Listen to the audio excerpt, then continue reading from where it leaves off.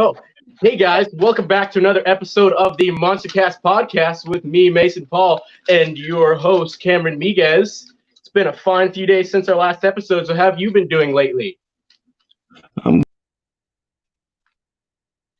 I guess he just dropped off.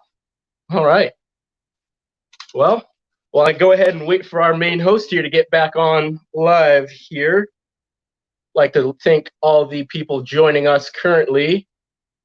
While we go ahead and wait for Cam to go ahead and hop back in here. Let's see if we can go ahead and try to hook him back in. He was having a bit of connection issues prior to hopping on, but we'll go ahead and get that fixed here shortly. But great shows all around. Been able to see a little bit, especially in Woodward, Oklahoma, with seeing Kristen Hope, Jack Brown with the Wolf's Head and Exterminator team coming back. I heard they sweep the floor there. That was pretty great. Also in I think it was Jefferson City, got to see Dirt Crew and Quad Chaos. Actually, sorry, that's going to be this 29th. They're coming back. And that they actually performed, trying to read off the list we had going on here. I know that they recently just had a show not a minute ago, but a few days back. But other than that, okay. Cam, you good? Kinda. Okay. Sorry, I'm doing a little bit of double here. Sorry about that. I don't know what's happened here, but it's very not very clear tonight. All right. Can you hear me fine? Yeah, I mean, we'll get through it. Okay. Sorry about that, guys. Otherwise, I was just talking about a few of the shows that happened this weekend. Do you have any maybe more info on that? Well, I don't know which ones you were talking about, but Two Extreme was up in Elkhorn, Wisconsin. It was Mitch Teleska's two trucks and two of Mike Christensen's. Heard the show really well. The Cretan Clan and Devin Jones were in Grand Valley, Missouri for Valley Speedway there. Heard it was a good show. Another show up in Iowa, I believe. What else do you know about that I don't? The one that I was trying to look back up, it was it in Iowa City? It was in Jennerstown, PA, with Dirt Crew and Quad Chaos. And okay. Yeah, that was the one that didn't exactly go under the radar, but didn't see too much about it.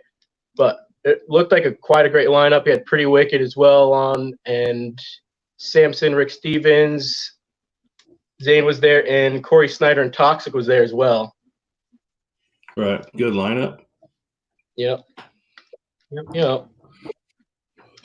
Well, Like I said, sorry about the technical difficulties. I don't know if my Wi-Fi is messing with me tonight or what, but I'm kind of having a hard time hearing a little bit. But we're going to try and fight through this and see what happens. So I say, without further ado, Mason, let's get to our guest, Mr. Scott Hess. Next up in the time trials, Scott Hess with Hercules. Even though Scott is one of the youngest monster truck drivers, his skill at driving on the edge is second to none. We're coming off. It's Scott Hess with Hercules. Oh, wow. Whoa, wow. Whoa, whoa, whoa. Whoa. Scott Hess with Hercules.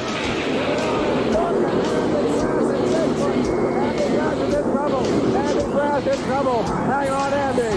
Oh, and he gets his top as the fans out here start to Bigfoot. The Hoosier from Auburn, Indiana, takes the victory in the 540 cubic inch. Here comes Bigfoot. Scott Hess. Oh, hang on, Scott.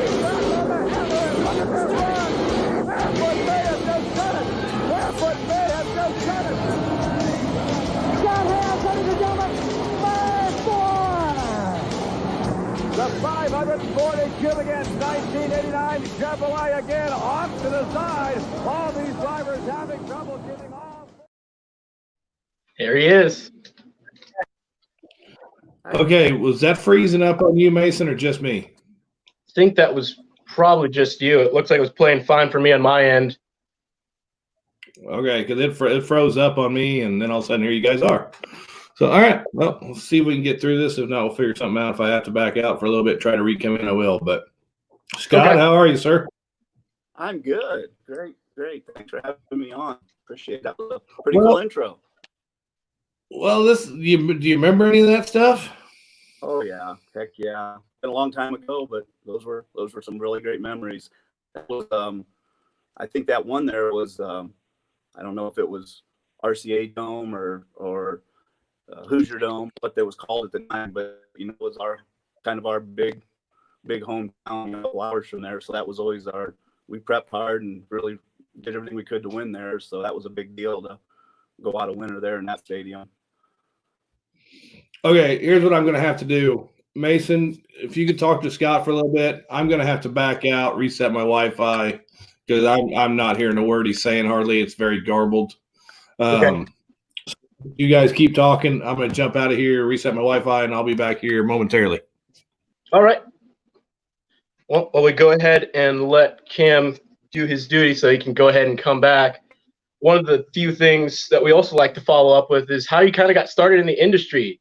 So we kind of know you were mainly behind Hercules for a little bit and then moved on to Barefoot Sport and then had your moments with those two trucks mostly. But then we kind of actually saw you come back actually on the, I think it was the Back Channel Productions episode with you actually being able to drive behind Overkill, and that was your most recent time back in the seat. Before we get to that point, though, how did you get involved with monster trucks? Well, my story's basically like all the early guys, in the late 70s, growing up with four-wheel drives and just love the love of four-wheel drives and just kept evolving as tires got bigger and trucks got taller. And we used to go to, I'm from Northern Indiana, so we'd go to the Indianapolis Jamboree every year, and then Gravel-Rama down in Cincinnati, and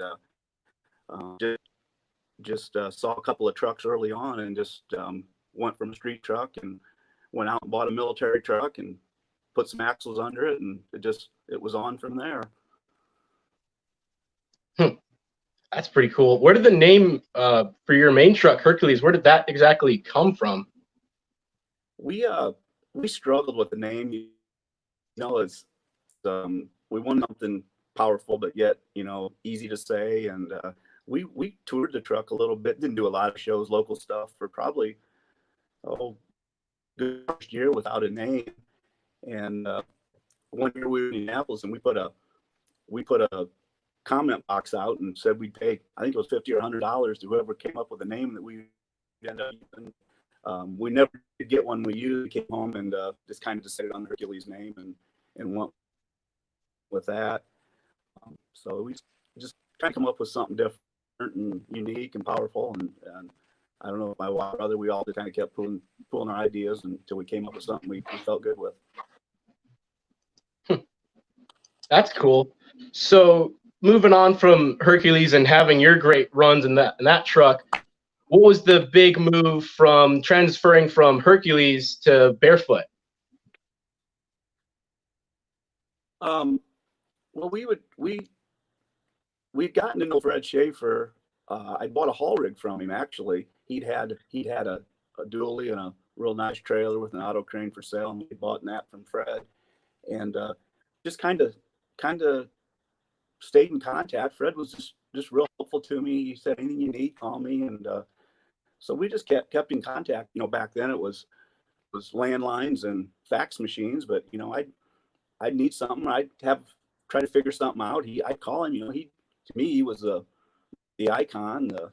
By far the best Chevrolet in the country, and you know, one of the first there was out there, and you know, pretty much everything I was experiencing, he's already had experience. So it was really nice to have somebody to lean on, and we just kept create a friendship over the next year or two, and then I ended up I got ready for some big horsepower, and Fred sold me a blower motor, alcohol blown motor, and helped me out, a really good deal on that motor, just to kind of help me, you know, go from there. And after I ran that motor and was starting to do real good with the truck was handling the horsepower, he called me up one day and wanted me to come down and visit with him. He had a proposition, so I drove to St. Louis, and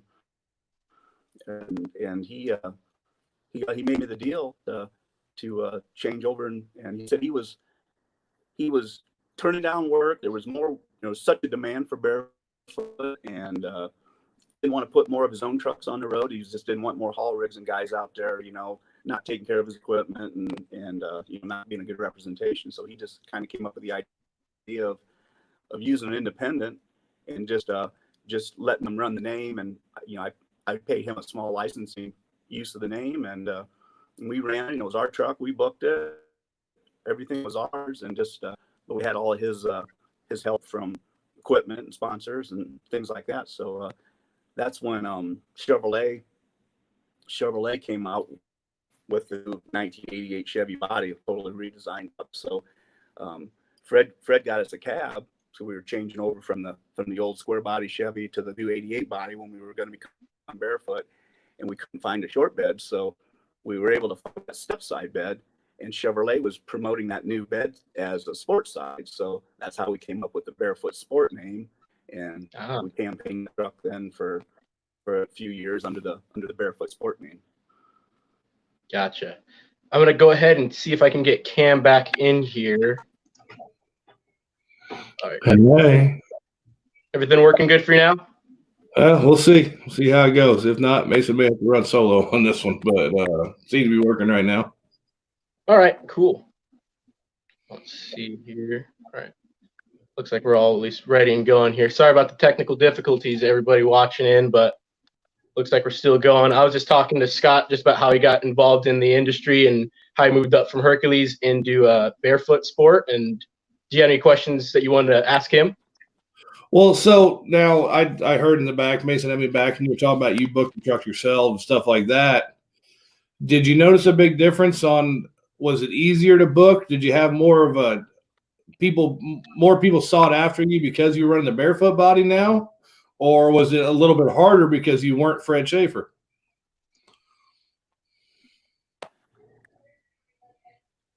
Well, you know, that was kind of what made the decision kind of tough. When Fred made me the offer, I told him I wanted to think about it, and a lot of my buddies in the industry told me, you know, maybe I shouldn't do it, because we'd been out for 4 or 5 years at that time, and finally created a pretty good name, and finally the good promoters were starting to hire us. When you start out, you know, you got to work your way to get the big boys to call you and book you, and the truck was holding up, and we just landed a couple of covers of, you know, back then the magazines were the big avenue for monster trucks, and you know, Bull and Power and Four Wheeler and Peterson's, and I think we just landed 2 of those covers, and we're trying to decide if it made sense. We were kind of gotten to where we're wanting to be, and why would we throw that away and go use somebody else's name? But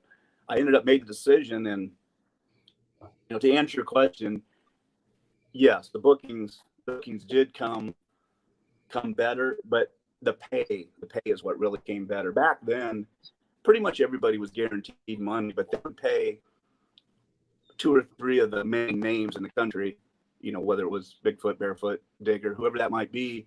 They would pay them a pretty good fee, and then the other 4 or 5 or 6 trucks they'd hire, they pay half that, because they'd use the big name for all the advertising. So the big thing with the Barefoot, we could just make a lot more money. So now you're going into shows and you're running the Barefoot body that very, very well known, and yet you were starting to become well known. Was there more pressure running that name? I mean, now all of a sudden you're supposed to go out and, not only you start in Hercules and you're starting to beat Bigfoot, you were kind of the underdog and the upset. Now you're in Barefoot. Now you're supposed to beat Bigfoot. You're supposed to beat Gravedigger. I mean, was there an added pressure, or was it just let's just ride this out, see what happens? No, I don't think it really was at that point. I think I'd been doing it long enough. I think we'd been through all the trials of getting the truck dependable, because we started early days with 2.5s, 5 tons, planetaries, 454 alpha motors, 4 motors. So we worked through all those things, and the truck was handling it. So I was young and cocky, and I was to the point where I don't think it mattered what color the truck was. I went out there and I was gonna do my best to win every night anyway. So I don't really believe it added a lot of pressure. I think we were to that point where we were doing pretty good and pretty confident that when we did become Barefoot. So what led to, I mean, how long did you run the Barefoot body? I mean, obviously you stopped in 91. You're talking about the 88 Chevy. So you ran for about 3 years. What brought it to the point of getting out of the business? Well, we ran when Fred and I made the deal and converted Hercules truck over to Barefoot Sport. We immediately started building a new truck. Fred and I both built, which we now, it's not so much now, but back then we called it the Barefoot Racer. And Fred and I built new trucks together, one at his shop, one at my shop, just through the phone, and we did a few things different.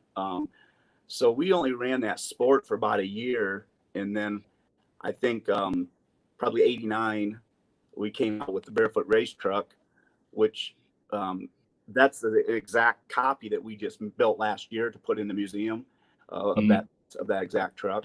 So we built that truck and campaigned that till we quit in 91, whenever that was, when we got out of the business. So what happened? I mean, why out in 91 when you guys seem to be riding high like you were? Cameron,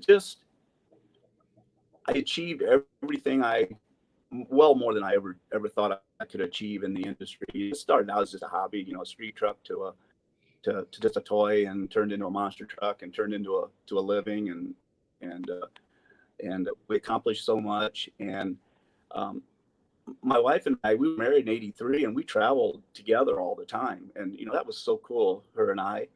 And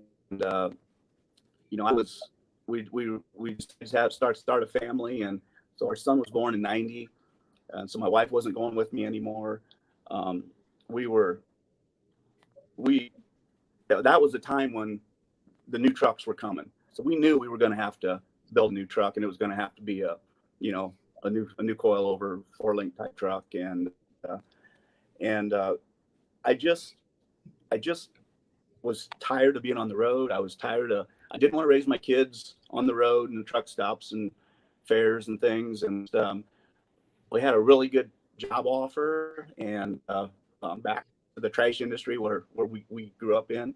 And we just made the decision to pack it in and kind of go back to a normal life and not drop the money and build a new truck and just continue. So just wanted to stay home on the weekends and do hobbies like normal people do, and not be gone and on the road, 50 weeks a year. Well, that's the one part people don't quite realize that want to get into this business. They don't realize the time, the travel. And everybody thinks, oh, we travel everywhere, but they don't realize we don't see anything unless you see it from a windshield or you see it from a parking lot. And then the other side of they don't think about the normalcy that we lose. You don't make plans for the weekends. You don't make plans for next month for a concert because you don't know if you're going to have a show or you have a show. It's a different life. I mean, it's a hard life sometimes. Well, it sure is. And when it was new, it was fresh. You had everybody helping, and you had more help, and you had more guys. You couldn't take everybody. Everybody wanted to go and help. Well, it got down, to where nobody wanted to go, and we had a great, a new semi, a new trailer, and everything was great. But it got to where you just dreaded to get in that rig and leave on the weekends, and we tore a lot of stuff up. We ran hard, and it was just us. You booked the truck, you drove the hauler, you fixed the truck, you dealt with the novelties. It wasn't fly in, drive the truck. Driving the truck's the ultimate, but that's 5% of the big picture, and it's a lot of work when you're a small independent guy, trying to survive.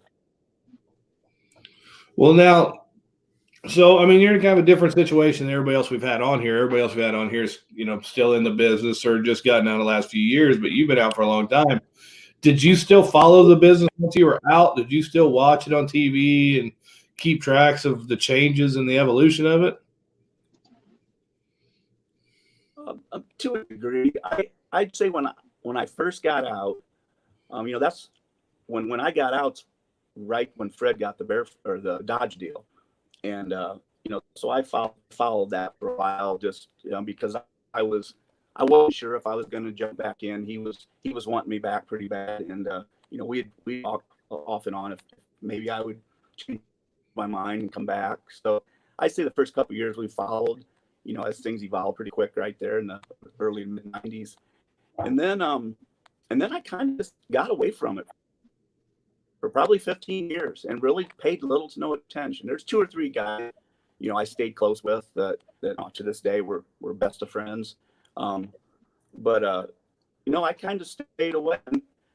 But in 2011, when Jeff Cook came up with the Hall of Fame and the museum, he called me up and asked me if I would accept the award for Fred for the inaugural year of the nominations. And I got paid. Honestly, I hadn't paid much attention to monster trucks for quite a while there, and went banquet, and I'll tell you, it was kind of on again. I haven't. That's been this will be the 10th year of the Hall of Fame, and I haven't missed one, and reunited with a lot of my old friends, and met and have now met so many of these new young fans that are just they're just amazing, the knowledge and the history and the things they know about me that I don't remember or forgotten about.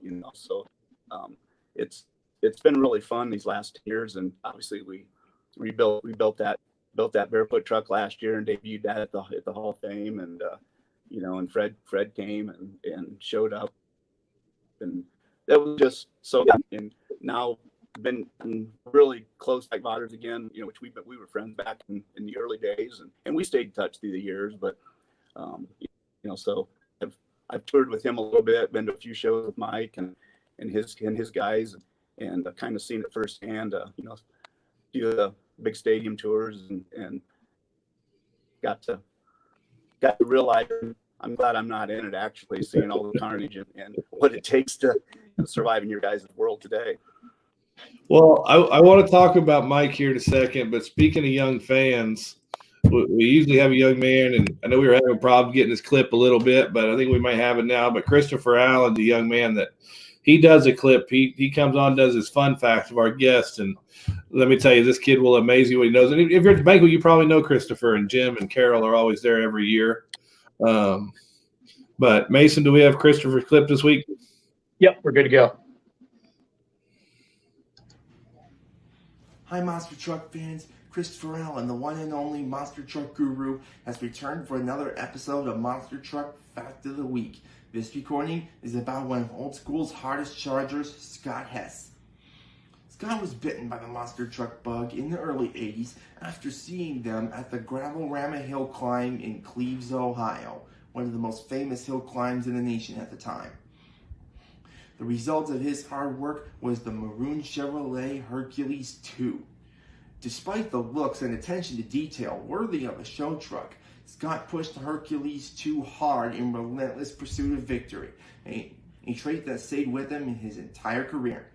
In the late 80s, Scott made a deal with the legendary Fred Schaefer and converted Hercules 2 into a barefoot truck, where he represented the team proudly.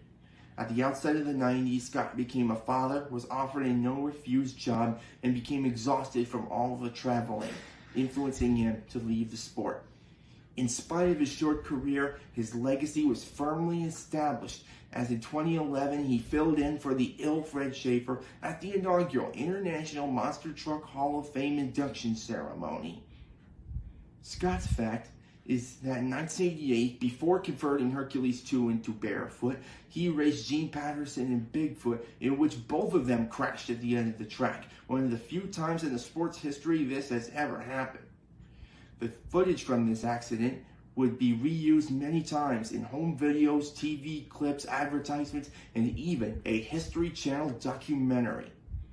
And that does it for another episode of Monster Truck Fact of the Week, fans. Please like Monster Trucking with Jim and Chris on Facebook and Instagram for loads of superb Monster Truck show coverage content. Please like this page for new episodes.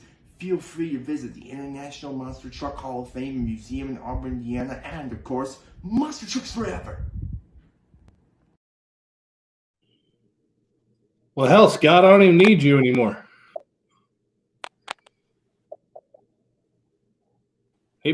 He pretty well covered it all. Thinks he's either lagging out there or just shocked by all the amount that Christopher had there. I think we just got him back. Hey, you You're can hear us cutting now? out, Cameron. Yeah, hell, we don't even need you after we have Christopher on. He pretty well covered it all, didn't he?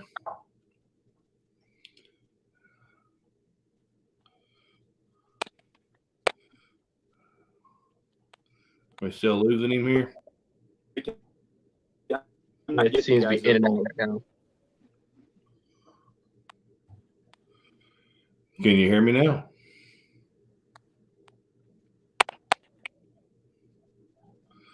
Apparently, due to the gamma rays from the sun. There you are. You hear us?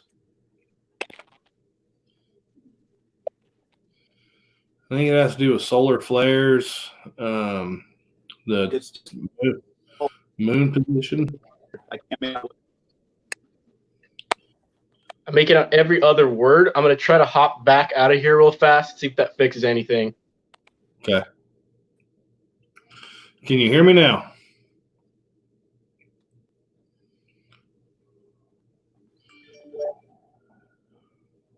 All right, somebody's texting somebody. I know that. I think that's on your end, actually. Yeah, No. Worst comes to worst here, I can go ahead and halt off this episode right here, see if we can try to yeah, get let's just back him out and see if he can back out of the room and come back in. Try that. All right. And am I still on? Yep, you're still on. I'll do kind of a let's do a jump in interview. I'll get Kristen in here. We'll talk to Kristen a little bit while we wait. Kristen. Yeah. Come here. You're gonna do an impromptu interview because my other guest is falling apart. Okay.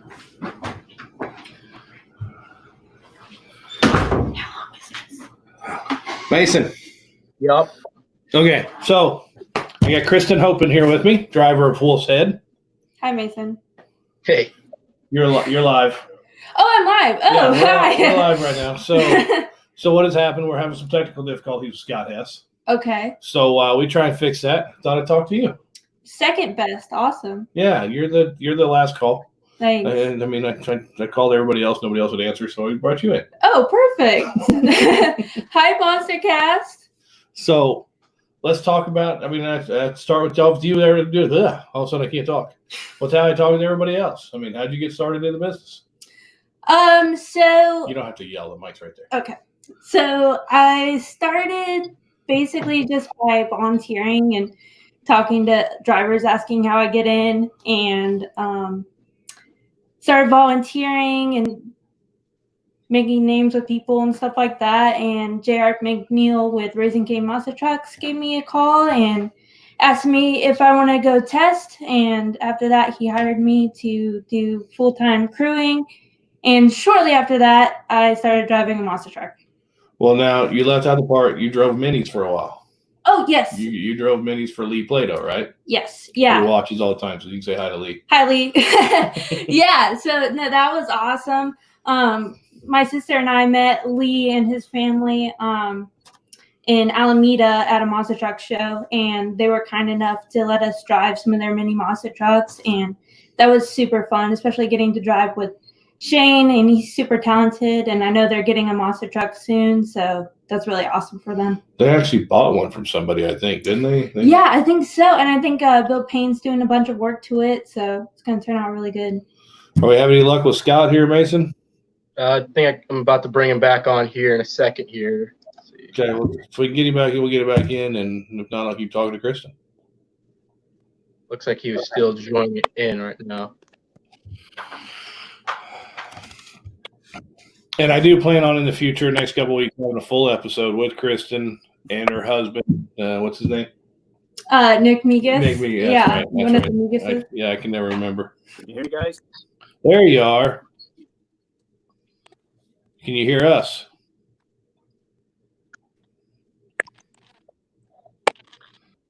Mason, see if he can hear you. So you can't hear me. 1 second. I hear you. You're scratchy, but I think I can understand you. Okay, it seems to be like every other word on my end too here. On me? No, just on Scott's right now. I was hopping in the back to see if that helps out with your guys' connection here. Okay. Okay, well, you get out then, and I'll call you if I need you back. Bye. All right, thanks, Kristen, for filling in there for a minute. All right, Scott, can you still hear me okay?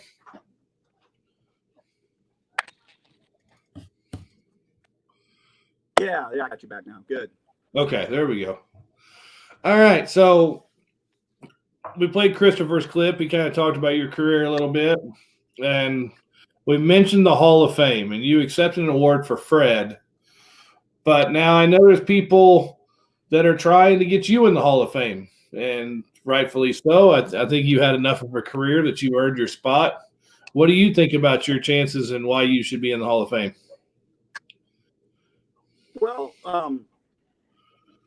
I feel like I'm getting due, in the next few years. I think looking at who's in there and the criteria, and I've been a little privileged to seeing how they nominate and the forms and what goes in.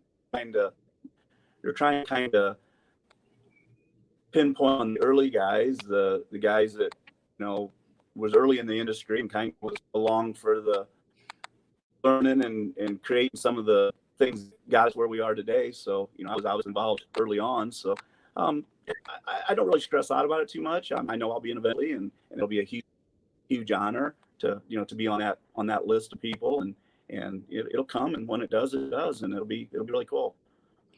Well, so at this point, everybody's probably seen the clip of you driving Mikey Waters Jr. over Cal Evolution in Evansville, I believe it was. So, been almost 30 years since you've been behind the wheel of a monster truck, and you climb in one of the top trucks, latest and greatest everything in that truck. I mean, completely up to date. How'd that feel? I'll tell you, that was a real privilege. Mike's been talking for the last 2 or 3 years. Some summer show he's going to be coming through, and he wants to get me in the seat of a new truck. And I'll tell you though, I was a little bit surprised, just from what I hear and what I see and what I watch and what these trucks are doing is just, it's mind-boggling the how they're flying and what they're doing. But I messed up and I didn't put the Hans on. I buckled into it and I didn't rip it too hard. I got a couple pretty good hits, but it was more violent than I had expected it to be. The old days, you knew you braced for that one big hard landing, and then pretty much from there it settled in. But this side to side violent was pretty tremendous. It was so different. I did a donut, and the way the right front rears up, and just it's so much different. And to go from one era to another and never be in between.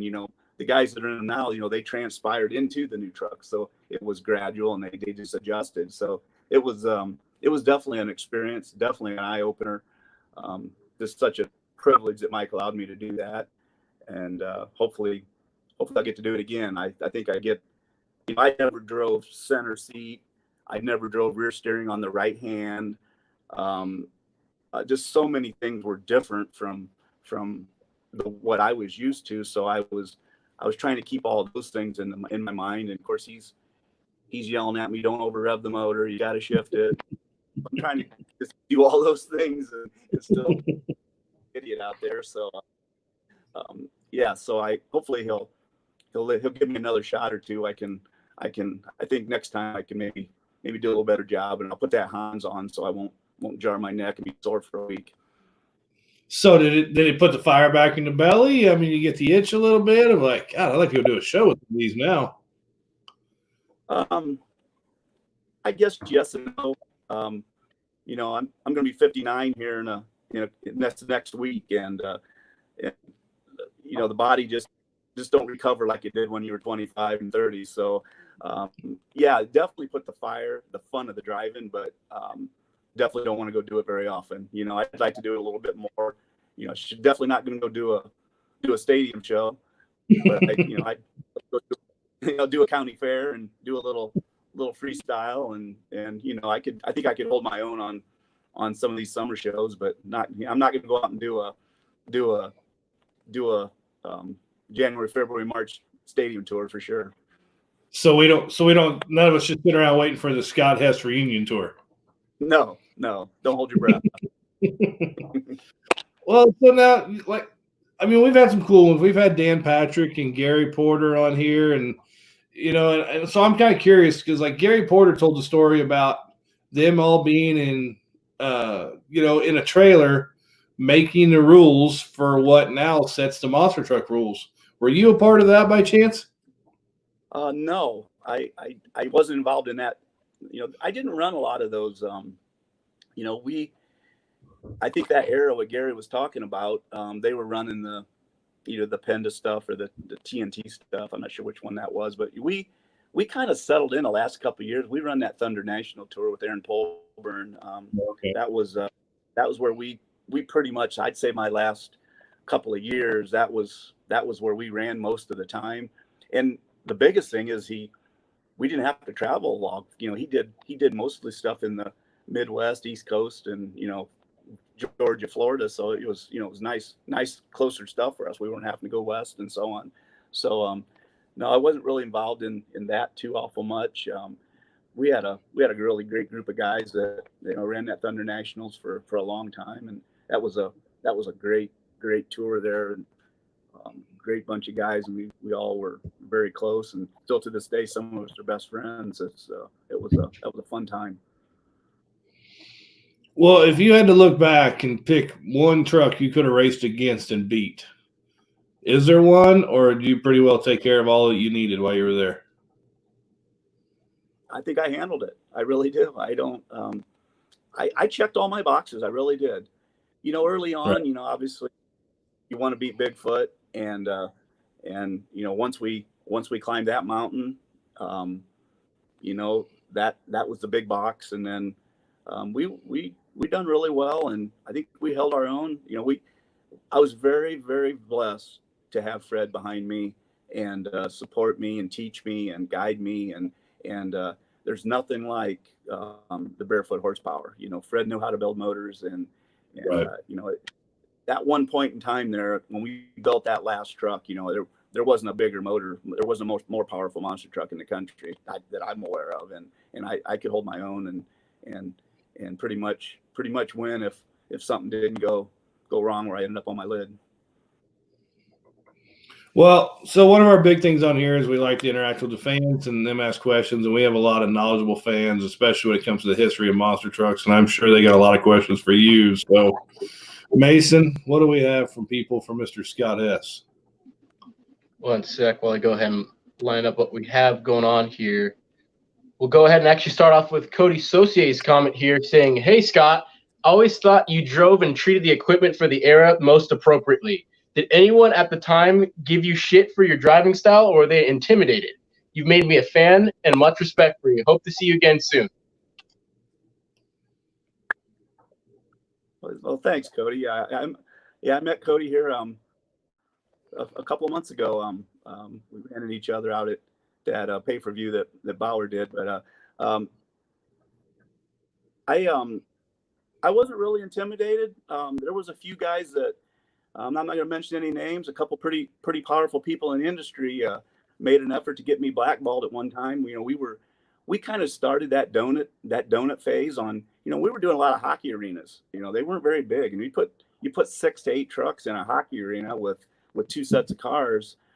There wasn't a lot of room, so we were bouncing off each other and bouncing off of walls, and you know, we were clearing 6 cars on concrete, and you know, trying to get shut down without hitting the wall on the backside. So there was a couple times that a couple people was trying to say we were out of control, but Aaron used to say, "Hey, we never tore up. We never did any building damage major," and we sold a lot of T-shirts and a lot of tickets. So I never really got too worried about what everybody else was thinking. We just kind of did our deal and make the fans happy, and you know, keep the promoters liking us, so they keep hiring us. Well, that pretty much checks all the boxes on that. No building damage and sell T-shirts. What more can you ask for? Right. Let's see. Followed up with Levi Schoen's question. Go ahead. Oh, okay. Thought I heard a blip in there. Sorry. We'll go ahead and continue with Levi Schoen's question here, asking, "How did it feel to get asked to carry the Barefoot name?"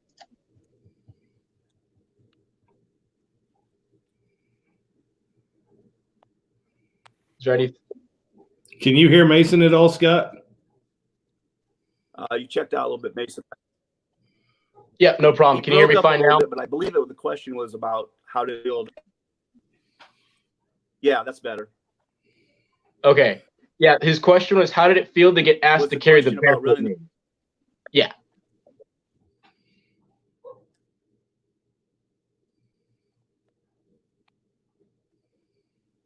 Did we lose him again? He cut out, but I believe the question was about running the Barefoot. Yeah, how did it feel to be running the Barefoot name? Yeah. Well, that's why I did it. You know, even though we had accomplished what we were trying to do and building the name for Hercules, that was, to me, was the greatest honor. There was, you know, when I decided to build a monster truck, or when I was dreaming of monster trucks before I had one, you know, to me, Barefoot was the ultimate. Didn't know Fred, just knew that was, you know, I was all Chevrolet. I was always a Chevy guy, and just Barefoot was the best, the ultimate, the horsepower that he always had, and it just gives you chills thinking about it. And for him to ask me to represent that name, that was the highest honor I could ever ask for, in my opinion. So it was the ultimate. I couldn't have asked for anything better at that time in my life to represent that you know, iconic name. What else you got, Mason? 1 second. I'm going to go ahead and just switch the 2 screens for right now, because I see that whenever there's 3, it lags Scott out. So I'm just going to go 2 for a second and put you back on here, Cam. I'm going to go ahead and continue with Chris's comment asking, hey Scott, who approached you about the Barefoot Racer restoration? That was all me. We actually bought Jeff Cook and I purchased the Hercules chassis. I'd sold that years ago, and it had gotten sold a couple of times, and it was laying out in a field in Pennsylvania, and back probably 2010 or 11, Jeff had asked me about us buying that back and restoring it for the museum, and which we did. But we bought it back.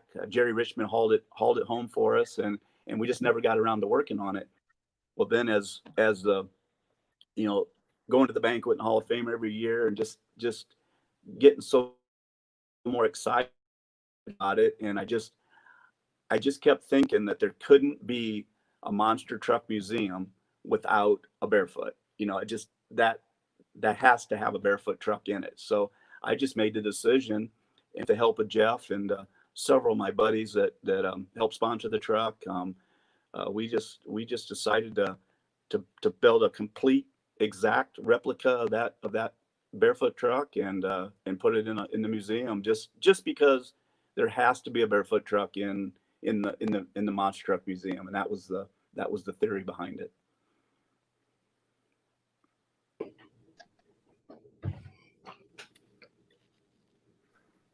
Sorry about that.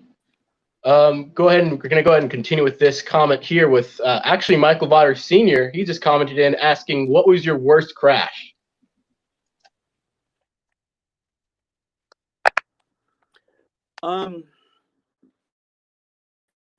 Well, I'd say there's several, obviously. As far as damage, we tore the truck up, and I know it's been on lots of videos, but we tore the truck up really bad up in Montreal, and it was one of the last shows before we retired. We were playing with the truck. That's when trucks were getting lighter, and we just kept lightening it up, and we just had it too light in the rear, and it just wanted to, the back end wanted to kept coming over forward. But I think we rolled that truck about every round, and I know Dan Patrick and Jim Kramer were there helping me get it back going every round. I think I was running one of Samson's tires, and I remember Jim looking at me, telling me, "I don't know if we're helping you or hurting you by getting you back out there, because every time you go out, you roll again." But that's when we did that backflip, not purposely, but that was probably one of the craziest crashes. I know I think it was Mansfield, we did a cartwheel real bad and buried the frame right in the ground, the right front corner, and hurt my back pretty bad. That was probably the worst as far as getting injured. It wasn't nothing permanent, but I couldn't run the next day. It was that bad. We were racing Rambo and came off real crooked and just did a cartwheel, just a massive cartwheel roll, and just went frame right into the ground. There was no give, and bent the frame pretty bad on the truck that time.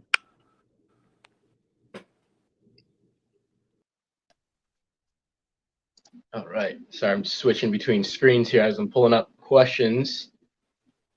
Go ahead and go to, actually, with Nick Allen's question right here, asking, are there any plans with the new truck, Scott? So is there anything behind that? I'm allowed to say at least.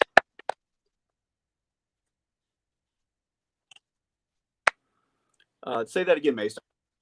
Yep, no problem. It was Nick Allen's comment asking if there are any plans for the new truck and if we are actually allowed to maybe go in on that. Or it's still coming out. No, really nothing. We might maybe do some displays if it works, but I don't want her to haul rigs or transportation, and we might do some local stuff just to show it off a little bit, but really no plans to run. I joked about now, obviously with 2020 being everything in a shutdown, it was 30 years ago right now, this summer, this fall, when we jumped the tank at the Barefoot reunion. And I joked with Jeff and some of the guys that that'd be a pretty cool 30-year anniversary to, because I believe the Barefoot tank is a guy over in Ohio owns that, and he even offered to let us use it.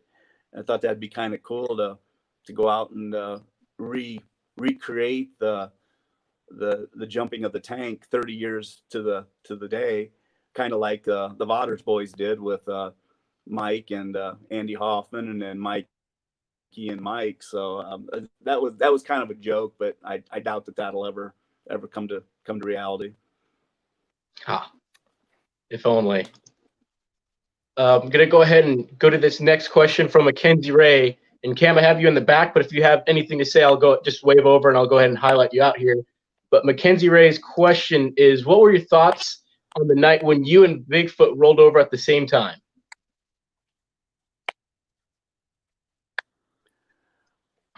Well, that was I actually didn't know that Gene had rolled.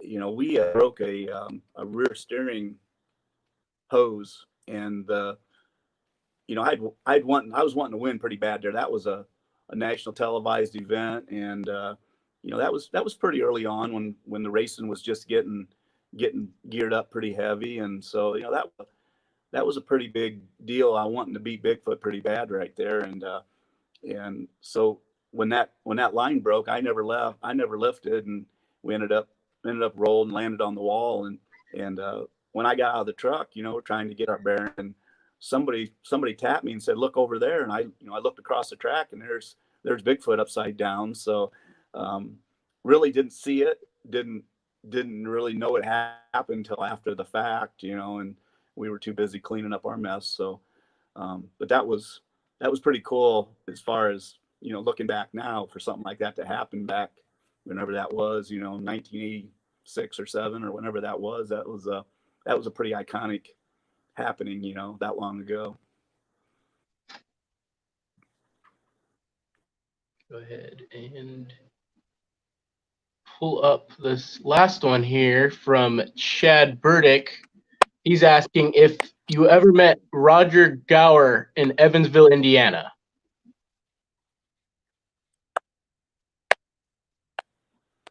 Boy, that name rings a bell. I'd probably see the face. I would know that. It definitely sounds familiar. All right. Let's see what we can do here. Well, Wise, at least we go ahead and wrap up the episode here as we reach our 50-minute mark here. One question we always like to ask our guests is, what is their favorite on the road story, or their favorite memory from the past, at least for you? So I guess from the good old days, really, what is your favorite road story that you like to tell even today? Oh boy, there's so many. You know, when we started, our budget was nothing, and we had some pretty rough haulers and some pretty rough trailers.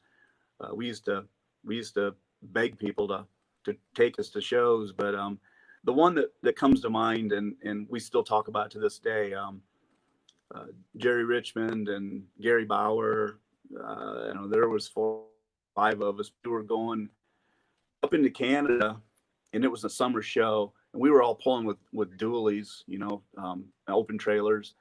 But it was this time of year when it was, you know, 100 degrees, and it was just miserable. We had so many problems, tires and starters, and the rear ends were burning up bearings, and that was one of them memorable trips from hell that we didn't think we did. We finally pulled over and would get a hotel room during the day and then drive at night.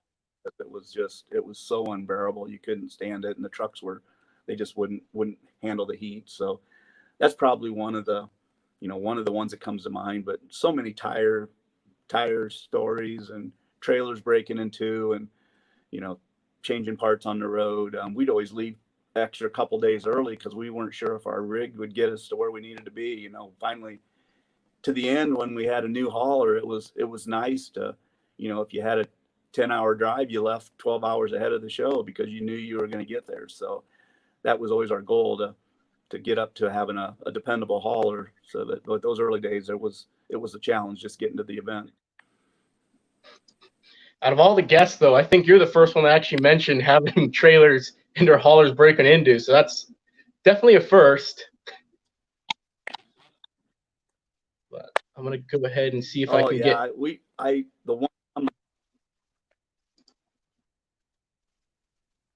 The one that comes to mind, it was just my wife and I. We were going to Florida, and I think we just got into Florida. We weren't real far from wherever we were going, but I kept saying, man, something don't look right. The trailer's leaning or something. We went back and pulled over and went back, and the whole tongue was all but ready to fall off the trailer. I mean, it was crazy that we didn't lose everything. But yeah, we had a mess. We had to get a welding crew out there and put the trailer back together so we could get to the event. But yeah, we ran some pretty shaky stuff back in the day. Gee. I'll go ahead and let Cam take over in this bit right here. Hey, I'm back, am I?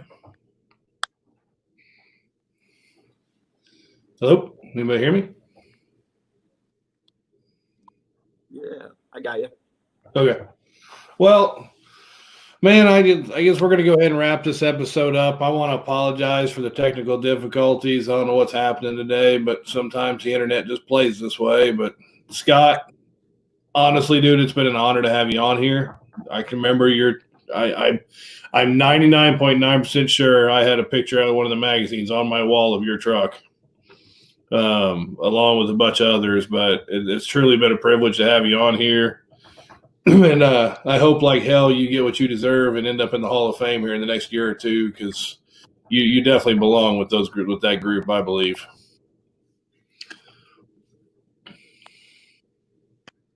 Well, Cameron, I really appreciate. It's been a real privilege to be on here, and I'm grateful to what you do for this sport and doing like these videos and remembering us old guys and remembering the history. It's so cool to see the guys that haven't forgot about where the sport started and really appreciate everything you do for the sport and what you bring to the game today. And it's an honor being on here. Well, is there any way? I mean, do you do Facebook and stuff like that? People still follow what you're doing and kind of keep an eye on you, and a place where people can go and give their opinion to Jeff Cook and the group of putting you in? I'm not on Facebook. Not really. I don't do a lot of social media. Probably, I guess just get with me through, maybe through the museum website or Vodder's page or Jerry Richmond's page, Marty Garza. I stay pretty close to them guys. So, that'd be about the only avenue at this point right now. I don't really have a social media page. All right. Well, man, like I said, I hope they put you in, and if we can do anything to help push it that way, let us know, and we will be sure to do it. But once again, I appreciate you being on, and hopefully I get to meet you in person soon. All right. Thanks, bud. Take care. Thanks, man.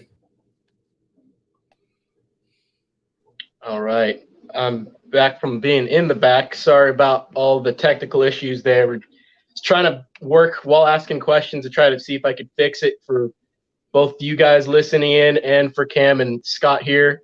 Again, like to apologize, but good episode overall. Awesome having him on.